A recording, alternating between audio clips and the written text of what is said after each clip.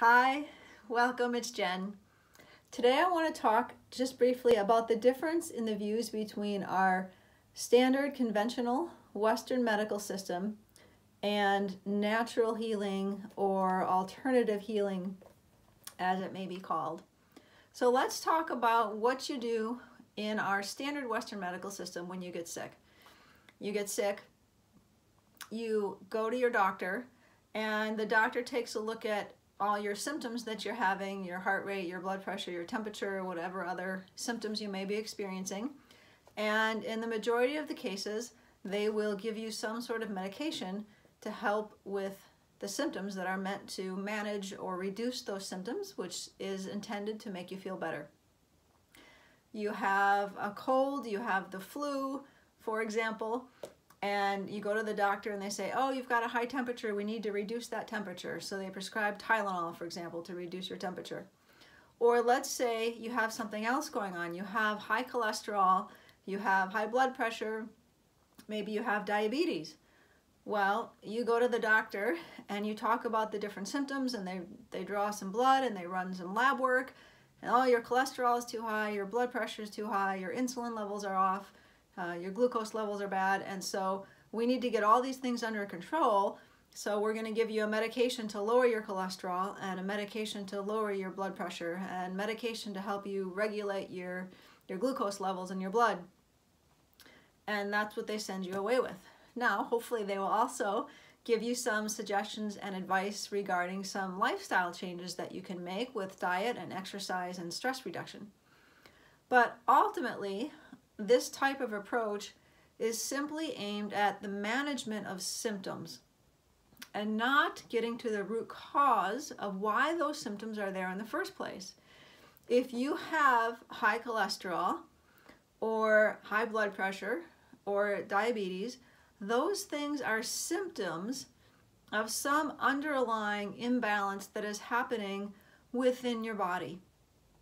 And treating the symptoms does not address the underlying cause of why those symptoms are there in the first place.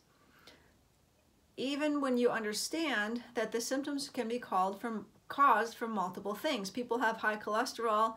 The standard reaction is you need to eat less cholesterol in your diet and reduce your cholesterol and stop eating eggs and eat less red meat, which is a whole nother issue. But for example, high cholesterol can also be caused by thyroid imbalance. If you have an underactive thyroid, that can also contribute to elevated cholesterol levels. So any way you look at these things, the standard Western medical model is to look at your symptoms and in most cases prescribe some sort of medication that is meant to control or reduce those symptoms. So think about it this way. If you have high blood pressure and you're given a medication and that brings your blood pressure down, wonderful. What happens if you stop that medication? Your blood pressure creeps back up because you haven't addressed the underlying cause.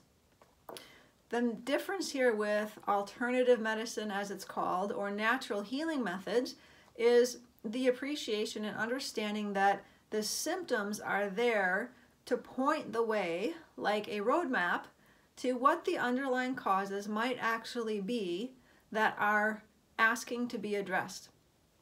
And there are many, many bodies of work, many more that are coming out now than have come out in the past, or that are at least receiving more attention now than they have in the past, from many physicians and also from other people who are trying to help us all understand that unless we address these root causes, we will continue to have our dis-ease of whatever it is. And that there is a complex interplay that is happening between your central nervous system, your brain, and your spinal cord and all of your nerves, the organs in your bodies, your immune system, your endocrine system, and all of your tissues.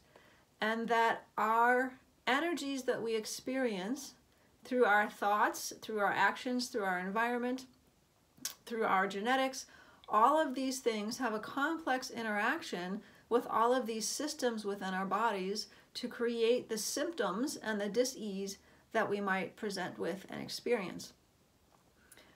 The fact that you have inherited patterns from your family and your ancestors you might have inherited a likelihood for a particular type of cancer or high blood pressure, does not mean that you are doomed to the same fate.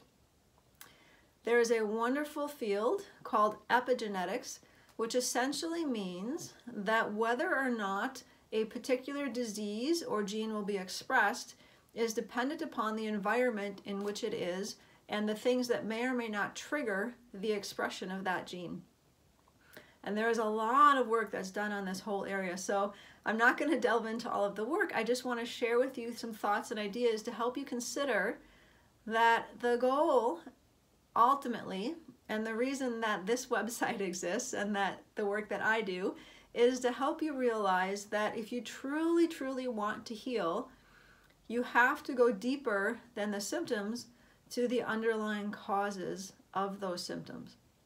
One of the best places to start is to look at your thoughts and your beliefs, because it is your thoughts that manifest eventually in your physical reality.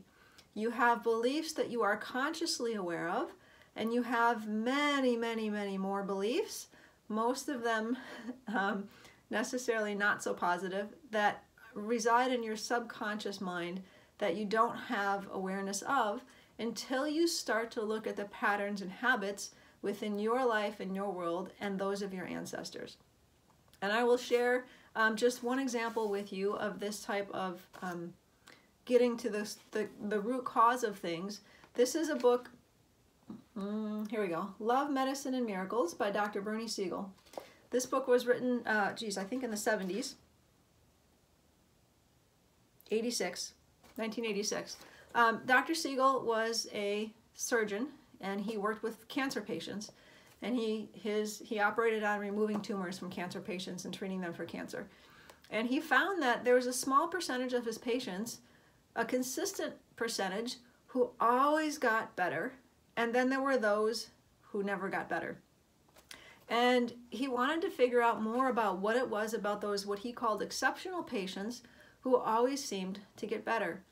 And the gist of it is that the story of this book is that once he helped these patients and got to know them, he found that those who got better looked at the cancer as a symptom of some underlying imbalance in their life that needed to be addressed. And they were willing to delve deeper into the patterns and to their beliefs and to their causes, what was happening in their life that contributed to the formation of the cancer in their life. And the people that did that type of work were the ones who healed. The people who were not willing to do that, who had some sort of need for this illness or this disease in their lives, were the ones who did not get better. And I just want to share from his book here. He says, the simple truth is, happy people generally don't get sick.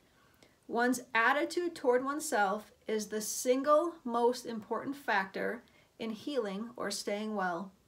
Those who are at peace with themselves and their immediate surroundings have far fewer serious illnesses than those who are not. So what I would challenge you to do is take a look at whatever physical symptoms you are experiencing within your body. Migraines, vision problems, high blood pressure, high cholesterol, diabetes, cancer, endometriosis, PMS, back pain, arthritis, whatever it is that you might be experiencing. And start asking yourself some questions about what it means to you, what your body is trying to convey to you, and why you need to be experiencing these symptoms right now. These symptoms are there to help us learn and to point the way to imbalances that we have within our body, our mind, and our spirit that want to be healed. That's why those things come into your awareness. So I just want to help challenge you a little bit to maybe tweak or change the way you think about healing so that you can have greater healing in your own life and enjoy more health, more happiness, and a more vibrant existence, and fulfill the purpose that you are here to fulfill. Thanks again, as always, for listening. I hope this has been helpful for you. Please comment below and share this with your friends. Have a fantastic day.